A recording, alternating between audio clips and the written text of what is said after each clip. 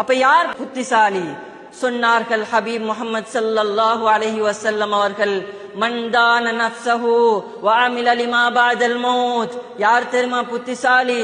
தன்னுடைய நஃப்ஸ கட்டுப்படுத்தி வியாபாரம் செய்கிறார். இந்த வியாபாரத்துல பொய் இல்ல, ஹராம் இல்ல, வட்டி இல்ல, குடும்ப வாழ்க்கையில ஹலாலான முறையில நடக்கின்றார்.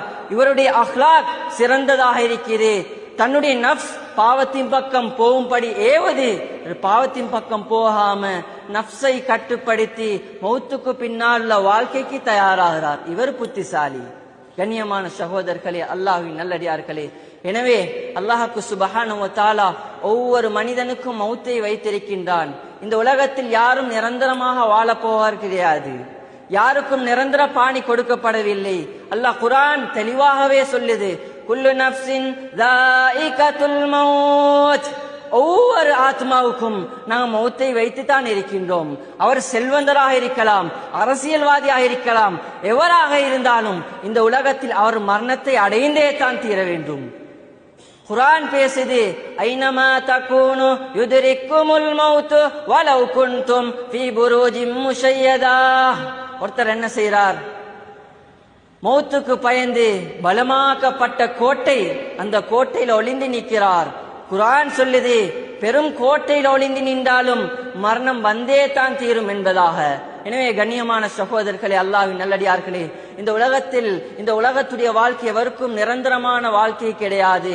இந்த உலகத்தில் யாரும் நிரந்தரமாக வாழ்ந்தார்கள் என்பதற்கு சரித்திரமும் கிடையாது. யாருக்கும் நிரந்தரமாக வாழ்ந்து சரித்திரம் படைக்கவும் முடியாது. இந்த உலகத்துக்கு அனுப்பப்பட்ட பெரும் பெரும் ஆட்சியாளர்களாக இருக்கலாம், பெரும் பெரும் சீமான்களாக இருக்கலாம், பெரும் பெரும் அரசியல்வாதியாக இருக்கலாம், எவராக இருந்தாலும் இந்த உலகத்தில் நிரந்தரமாக வாழ்ந்தார்கள் என்பதற்கு சரித்திரம் கிடையாது. கண்ணியமான சகோதரர்களே, அல்லாஹ்வின் நல்லடியார்களே, அல்லாஹ்வுடைய ஹலீல் ஹஜ்ரத் இப்ராஹிம் அலைஹிஸ்ஸலாத்து வஸ்ஸலாம் இவர்களுக்கு கூட அல்லாஹ் மௌத்தை உண்டு பண்ணினான். அல்லாஹ்வுடைய ஹபீப் முஹம்மது முஸ்தபா ஸல்லல்லாஹு அலைஹி வஸல்லம் இவர்களுக்கு கூட அல்லாஹ் மௌத்தை ஏற்படுத்தினான். கண்ணியமான சகோதரர்களே, ஒரு மனிதனை மரணம் வந்து அடையும் என்பதில் எந்த ஒரு சந்தேகமும் கிடையாது.